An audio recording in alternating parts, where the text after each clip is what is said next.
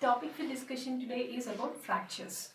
As we all know, trauma and accidents are one of the major causes of patients getting admitted into emergency wards or for the treatment of external injuries. So we'll discuss about fractures today and what is actually a fracture is. Fracture is nothing but loss of continuity of a bone, or if there is any discontinuity in the bony structure, then it is known as fracture. We have various terms associated with fracture, like there is dislocation. Whenever there is an injury, it can either lead into a fracture or it can lead into a dislocation. It can lead into a simple sprain or subluxation. So as we have seen, fracture is nothing but discontinuity or loss of continuity of the bone. Then what is subluxation? Subluxation is nothing but there will be complete disruption in the contiguity between the articulating surfaces of the joint. For example, this is the bone head, that is the articulating surface of the bone, and this is a joint. So in dislocation, what happens? There will not be any discontinuity in the bone structure as such, but there will be disruption between the continuation of your between the articulating surface of the joint. So this is called as dislocation. And coming to sprain, sprain is nothing but there is a painful condition which is usually associated only with the soft tissue. Patient will not have any fracture in the bone, or sometimes a fracture associated with sprain also can be present. But sprain separately is nothing but a painful condition affecting soft tissue with incomplete tear in the ligament. Here joint is stable. Coming to subluxation, in subluxation what happens? The articulating surfaces continuity is disrupted, but still there is some amount of contact. So the difference between disruption and dislocation is nothing but if there is loss of continuity between the articulating surfaces completely, then it is called dislocation. If there is loss of the continuity between the articulating surfaces incompletely, that is, if there is still some kind of contact present between the two articulating surfaces, then it is called as subluxation. So, what are the main causes of these fractures? Primary direct injury, like for example, patient has fell from while walking or fell down from steps, or maybe an accident, etc. Or indirect injury. This indirect injury can be sometimes if we have a stretched hand and patient falls onto this stretched hand or outstretched hand, then there can be fracture of the clavicle. Here injury is to your hand or the shoulder, but then the fracture is again onto the clavicle region. So this is an indirect injury. It is by indirect force application onto the adjacent structures. Then traction injuries. In this traction injuries also there it could be because of forceful pulling of the muscle resulting in a fracture of the adjacent bone. For example, patella fracture can be seen in case of any sudden contraction of the muscles in this region. And then we have compression injuries where the force is compressive type of force, and it can lead into multiple fractures or comminuted fractures again. Now coming to classification of fractures, grossly or simply fractures can be divided into two types. The first one is simple or closed fracture. Simple or closed fracture is where there is a fracture but it is not been extending onto the outer surface. In compound or open fracture, along with the fracture of the bone, there will be tear on the soft tissue where this fracture segment can be, the fracture associated injuries can be seen in the soft tissues. Again, these compound fractures are again of two types. One is external compound fracture and the internal compound fracture. In external compound fracture, what happens? There will be fracture of the bone associated with the soft tissue trauma, like superficial skin, subcutaneous surfaces will turn, and then the bone comes outside. We can see the fractured segments outside of the body. That is all as external compound fractures. Internal compound fractures, there is fracture of the bone, there is soft tissue trauma, but still the fractured fragments are not exposed onto the outer surface. So those are called as internal compound fractures. Based upon the plane of fracture, again fractures can be divided into various types. So what are those types? The first one is oblique fracture. Oblique fracture is nothing but the fracture line usually makes an angle towards the along the long axis of your bone. Those are called as oblique fractures. In case of transverse fractures, what happens? It is the line of fracture is perpendicular to the long axis of the bone again. In case of spiral fractures, there will be spiral kind of, in the cross-sectionally we can see the fracture extending from the two cortical plates, and in this spiral fracture it is usually associated because of a torsional stress. Coming to compression fracture, as the name itself indicates, it is because of compressive forces. Here what happens, in this kind of force is applied onto the bony segment, the bone fractures into pieces and then it gets impacted like this. In compressive fractures, usually what happens is the length of the bone is usually decreased because of impaction between the two segments of the bone. These two segments impaction can either occur in a straight line or it can occur angularly. Now coming to comminuted fractures are nothing but fractures of multiple segments. There can be multiple fracture segments seen in one bone or in one area. So that is called as comminuted fractures. So these are the various types of fractures based upon the plane of fracture. Now coming to based upon the etiology. So how this fracture has occurred. The first one can be the most common type is traumatic fracture. In traumatic fracture, it is because of the force that is enough to break a bone. It is called as traumatic fracture. Now we have something called as pathological fracture. In this pathological fracture, what happens? Then traumatic fracture example is nothing but your direct force injuries where you have fallen from ground or from the steps, or when patient is underwent any road traffic accident, etc. All this comes under traumatic fractures. In pathological fractures, what happens is there will be underlying bony disorder. For example, osteoporosis. In cases with for pathological fractures, there can be we can also see hyperparathyroidism, where what happens in this conditions is body normal osteoblast relationship, the normal bone metabolic relationship has been hampered here, resulting in more excessive action of osteoclast. So there will be resorption of bone in multiple areas. Here what happens, when a force that is not actually responsible or not actually enough to cause a fracture can also cause fractures in those cases. The point here is, it is not because of the amount of force, but it is because the bone is already weakened because of osteoclastic activities. So these are nothing but pathological fractures. We can see pathological fractures in case of many bone diseases like fibrous dysplasia, monostotic or polyostotic fibrous dysplasias, osteoporotic conditions, especially menopausal or postmenopausal women. And we can see pathological fractures in case of neoplasms, where there is excessive or malignancies, where bone malignancies, where there was excessive osteoclastic activity and the strength of the bone is hampered there. And we can see pathological fractures again in case of hyperparathyroidism, where there will be more excessive action of osteoclast again. So these are again various examples of pathological fractures. Now coming to stress fracture or fatigue fracture, this is also a kind of traumatic fracture again. But however, in stress or fatigue fracture, what happens is, it is because multiple number of times a force is acting on a bone, where each time the amount of force that each attack gives is not enough to break a bone. But when there is multiple number of attacks on the same region, then it can lead to stress or fatigue fractures. So again, coming to based upon the number of fracture lines that are present, it is again divided into simple fractures or multiple fractures. Like multiple bones are involved, or even in one single bone there can be multiple fractures. For example, in case of mandible, when there is a especially when there is a symphysis fracture, there can, most of the times what happens, along with the symphysis fracture, there can be bilateral condylar or neck of the condyle fractures. Sometimes what happens, where there can be a parasymphysis fracture on the one side, and on the contralateral side there can be neck of the condyle fracture again. So these are multiple fractures seen within the same bone. Or sometimes we can see multiple number of fractures in different number of bones, like multiple number of bones. So this is about based upon the number.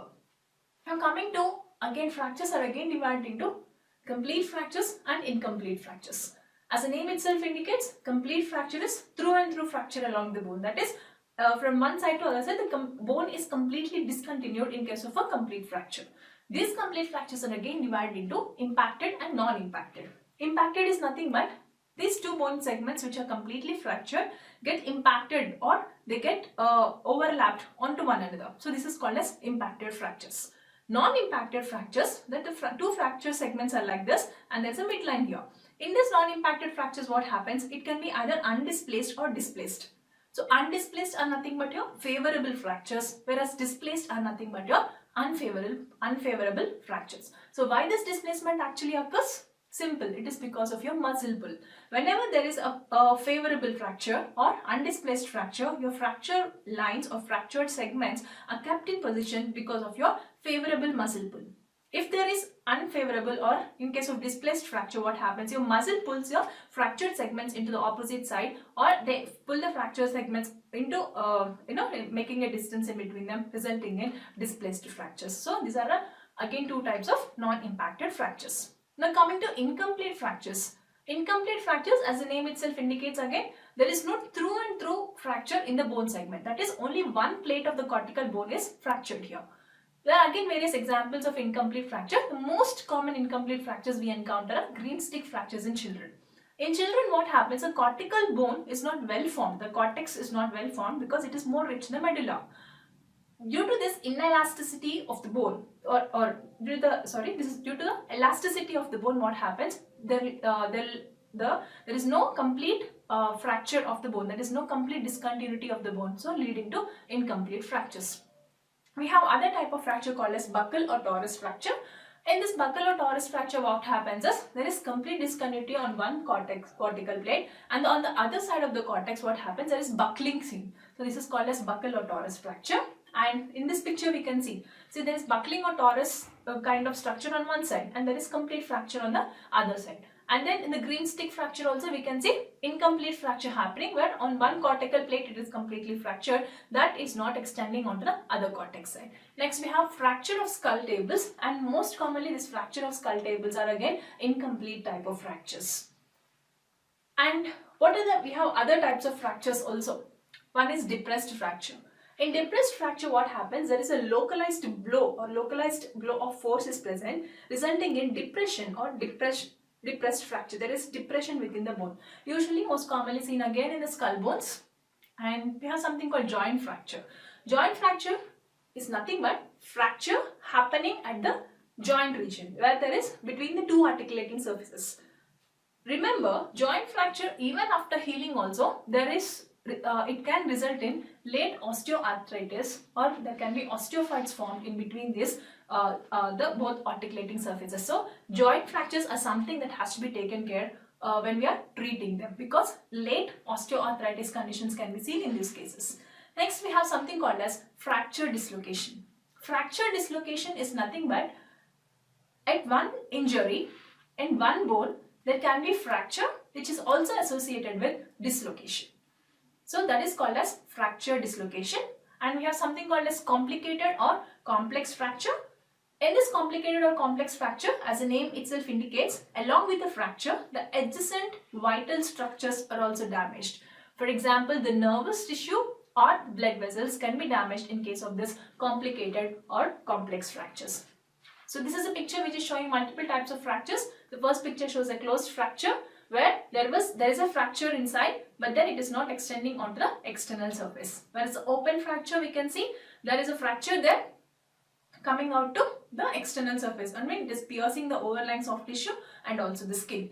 And the next picture shows transverse type of fracture, where we have seen that it is perpendicular to the long axis of the bone. So it is like this, right?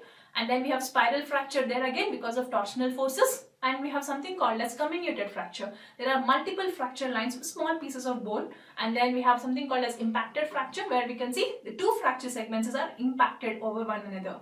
And then we have green stick fracture, where it is an incomplete type of fracture, where only one cortical plate is being fractured, not extending onto the other side of the cortex. Then we have something called as oblique fracture, making an angle with the long axis of the bone. So those are called as oblique fracture. Now coming to traumatic fractures. As we have discussed, traumatic fractures are due to any violence or direct trauma. There are three types of violences when we're talking about traumatic fractures. One is direct violence. In this direct violence, there is nothing but direct blow of force onto the bone structures. And this can be of two types again. One is tapping type and one is crushing type. In tapping type whenever this tapping type of violence or tapping type of force is applied, usually there will be the fracture would be perpendicular to long axis. When you're talking about crushing type of force being acting, usually it is a complicated fracture or comminuted fractures. Now coming to indirect violence, that is nothing but force on one area but then the trauma happened at the other area, or the fracture happened to the other area. In this you can also see a special type of fracture called as butterfly fracture, where once the violence happened or once a force has been applied there, then it can result in a fracture where small triangular piece can be seen separated from the actual bony structure. That is called as butterfly fracture. In this picture also we can see a small piece of bone that has been separated from the actual bony structure. So this is called as butterfly fracture. And we have something called as muscular violence or avulsion fracture. In this muscular violence or avulsion fracture, what happens is because of sudden contraction of the muscle or sudden muscle pull, there can be fracture of the attached bony segment. For example, patellar fracture can be seen in case of sudden contraction of the muscular segments again there. As we have discussed, pathological fractures, also called as spontaneous fractures, because there is no traumatic feature happening there, or mild trauma which is actually not enough to cause a fracture can cause fractures in case of pathological fractures. Again, this can be of varied reasons there. We have localized defects, regional defects are present, and we have something called as generalized defects. In localized defects, defects we can see in case of monostotic fibro-osseous dysplasia or any malignancy stages can be seen. In case of regional defects, we can again come to polyostotic fibrous dysplasias. In generalized conditions, hyperparathyroidism, and we have osteoporosis, osteomalacia, etc. can lead to pathological fractures again in generalized defects. Now, an interesting type of fracture again here, it is stress fracture or march fracture.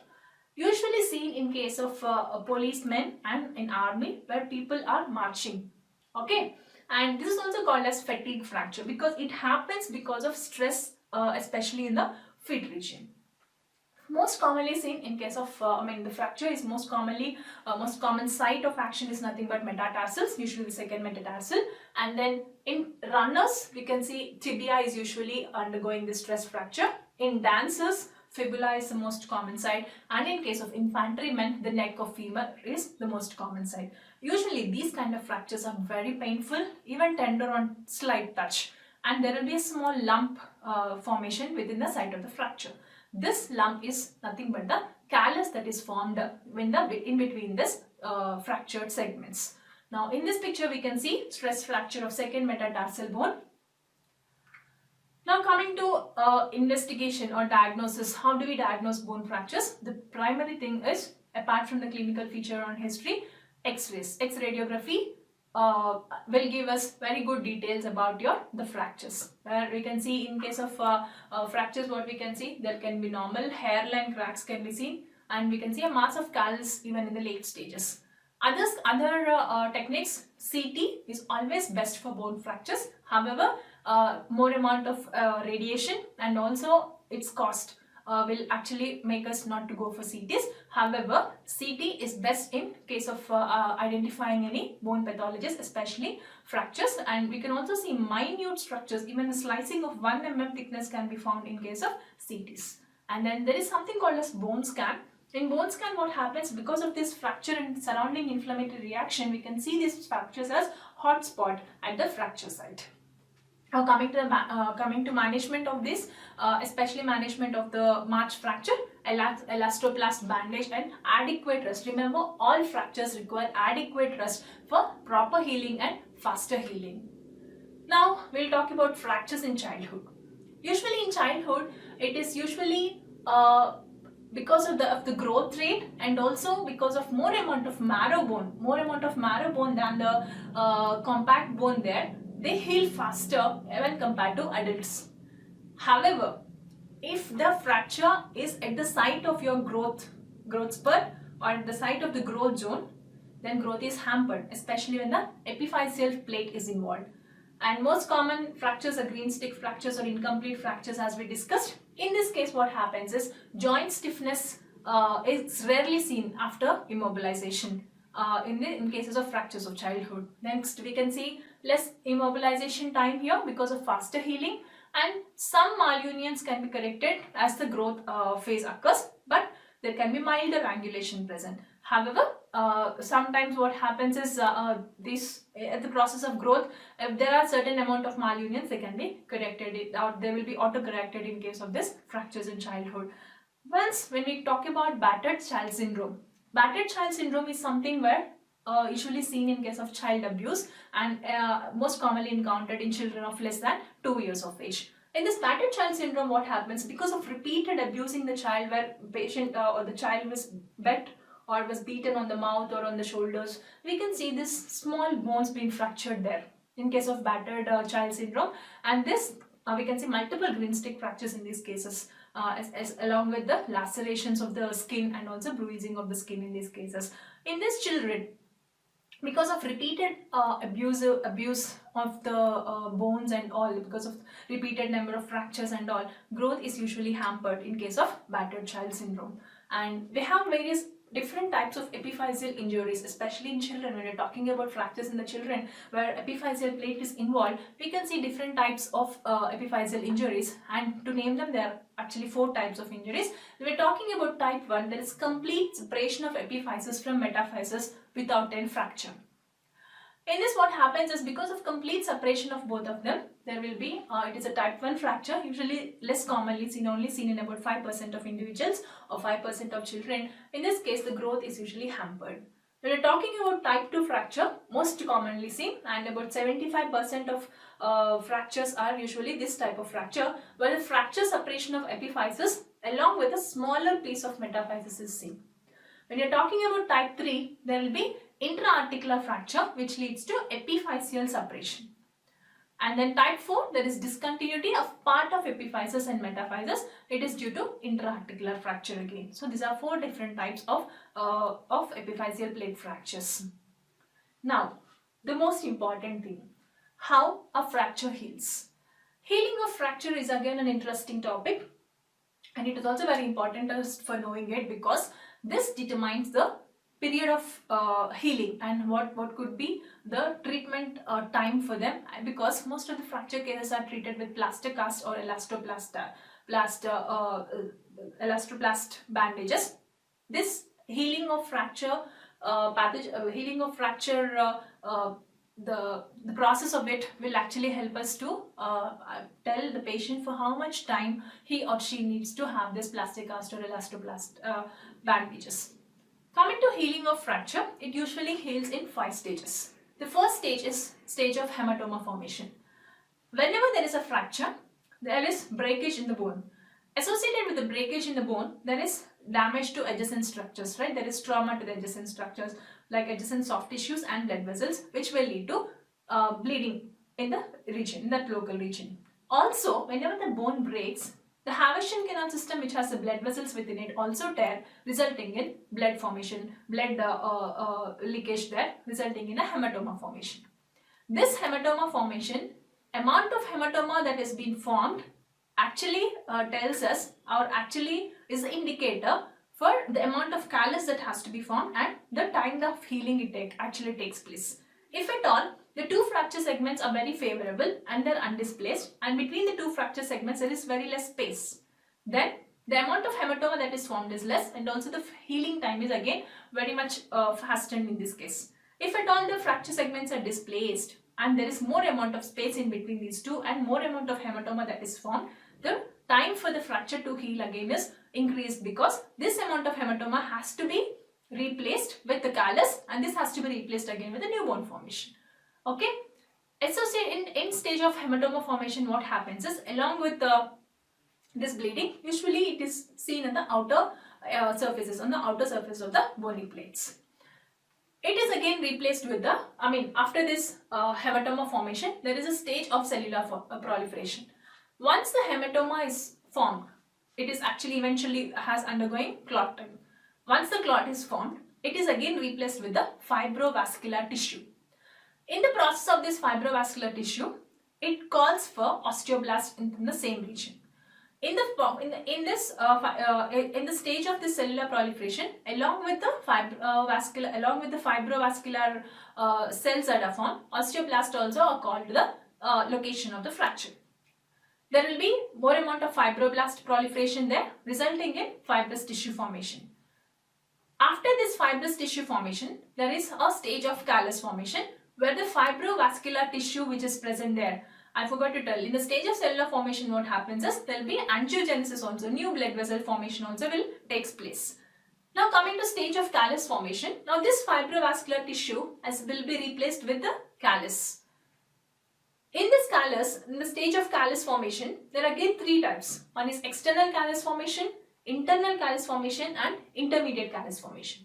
In external callus formation, what happens? In the site of fracture, at the fracture site, external callus formation is where the outer continuity, the external continuity of the bone is actually again replaced with the help of this external callus.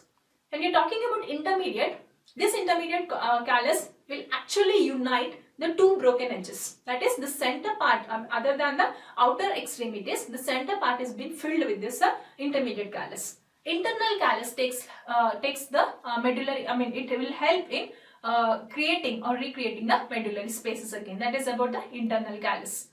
Now, in coming to stage of newborn formation, here during the stage of newborn formation, for newborn to form, the callus has to be replaced with the bone. It is not, it is a structure where the callus has to be removed and here the new bone has to be formed. So for the callus to move off, or for removing of this callus, osteoclasts come into action in case of, in the stage of newborn formation.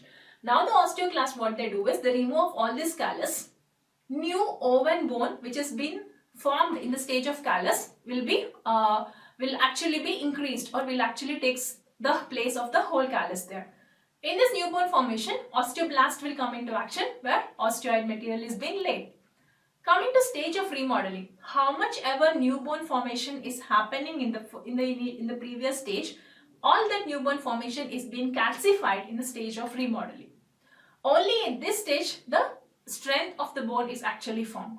So these are the 5 stages where eventually how fracture heals from the initiation of fracture or from the event of fracture.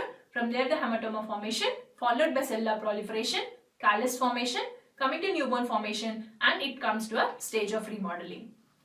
So this is a picture which shows hematoma formation immediately at the site of injury, where we can see external surrounding tissues leading to hematoma formation, and also the inner blood vessels which are present there, because within the Haversian system will also break and it will also cause hematoma. And one more important thing, when we are talking about newborn formation or bone remodeling, always the Haversian systems also has to be recreated, right? So these Haversian systems always act along the lines of stress. New Haversian canal system is formed along the lines of stress. This is something that has to be remembered.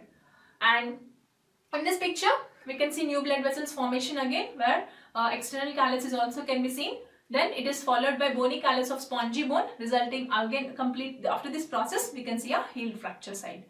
And now coming to clinical features of a fracture. First and foremost thing, pain.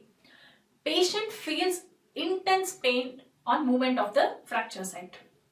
On rest, there will be no pain. Usually less amount of pain when compared.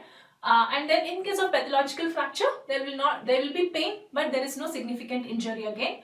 In case of osteosarcoma, there is pain before any injury. And in case of any impacted fractures, or in case of any childhood fractures, usually there is less pain. Because remember, impacted fractures will be overlapping onto one another, and the underlying tissue is not much hampered here, unless if there is any entrapment of the nerve or adjacent soft tissues. In case of childhood fractures also, usually they complain of less pain, and in case of dislocation, pain is unbearable. Usually very, very intense pain can be seen in case of dislocations.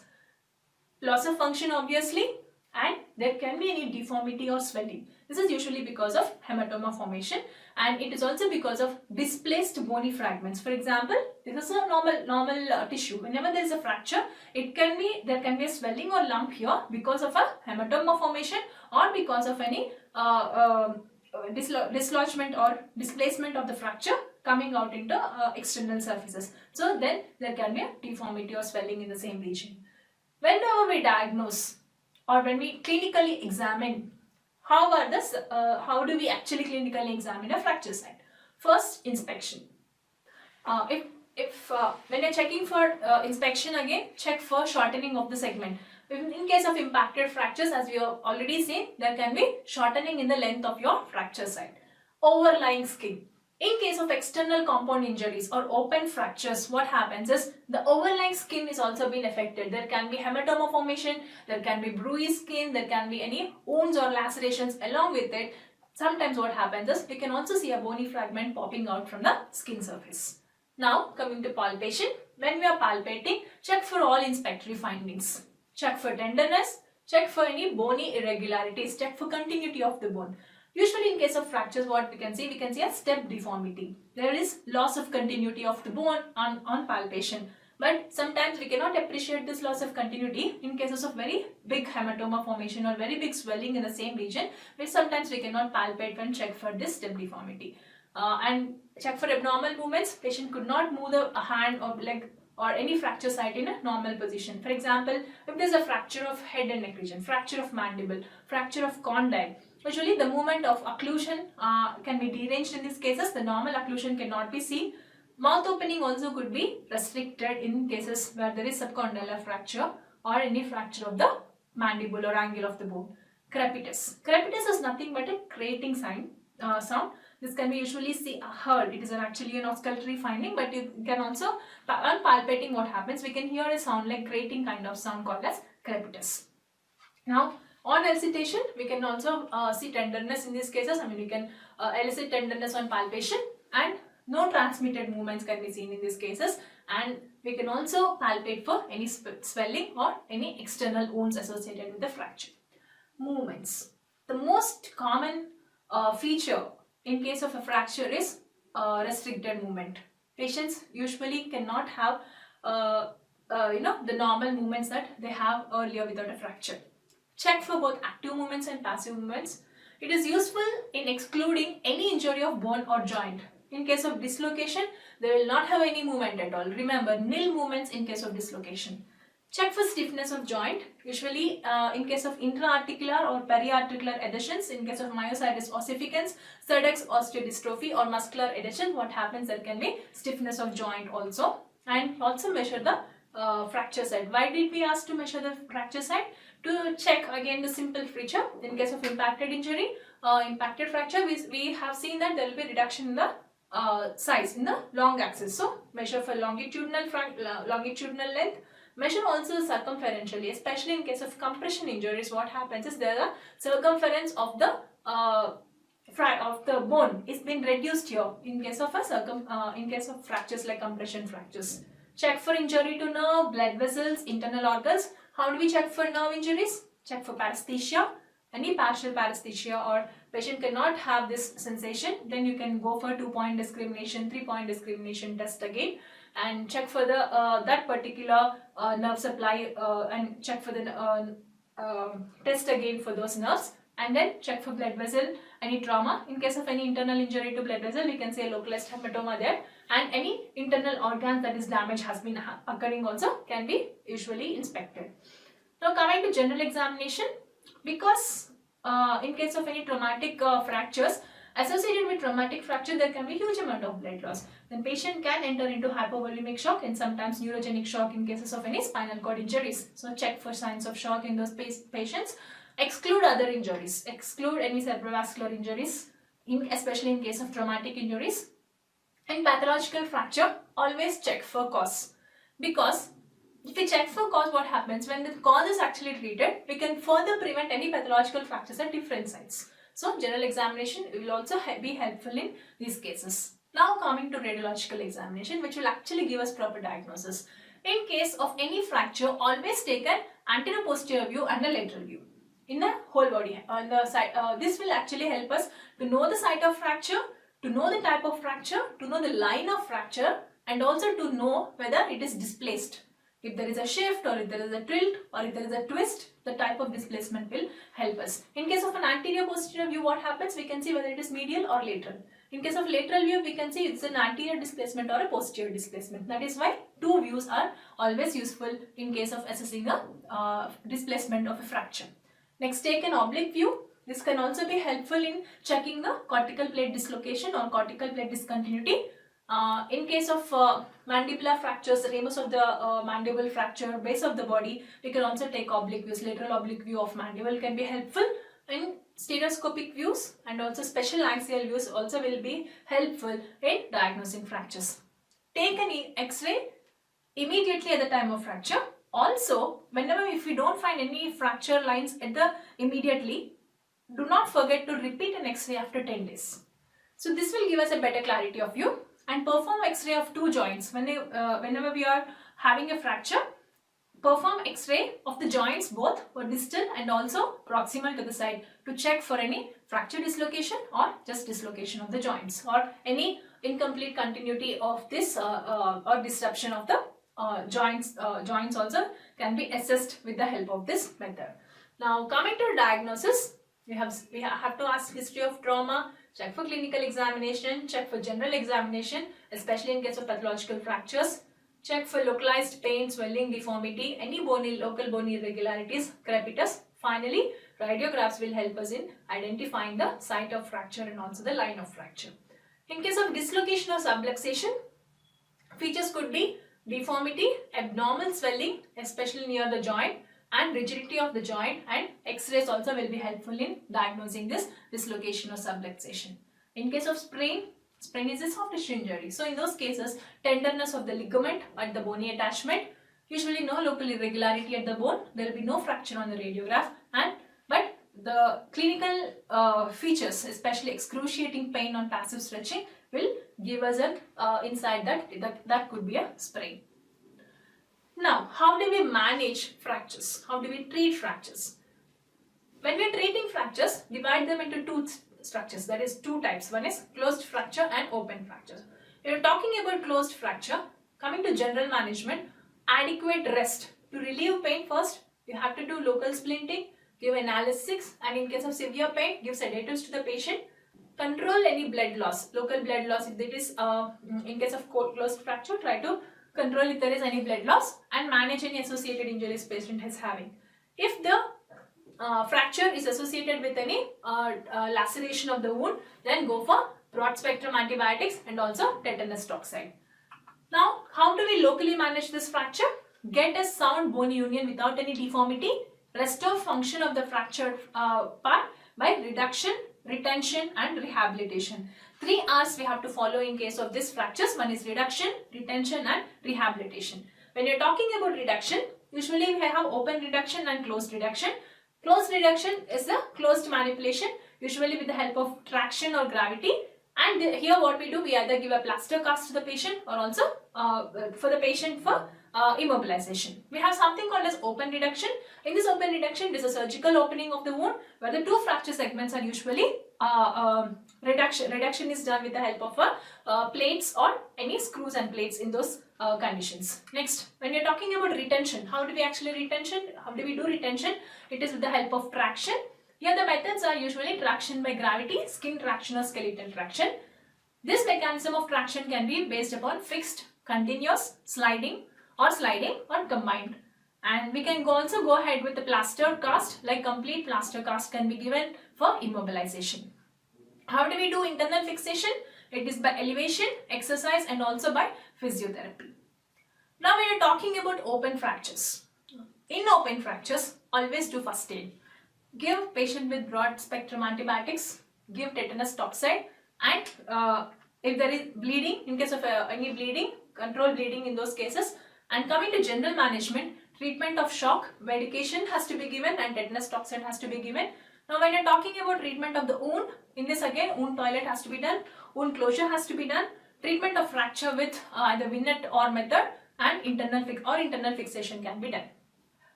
Now when you are talking about complications of fracture, now we have seen management of fracture is done.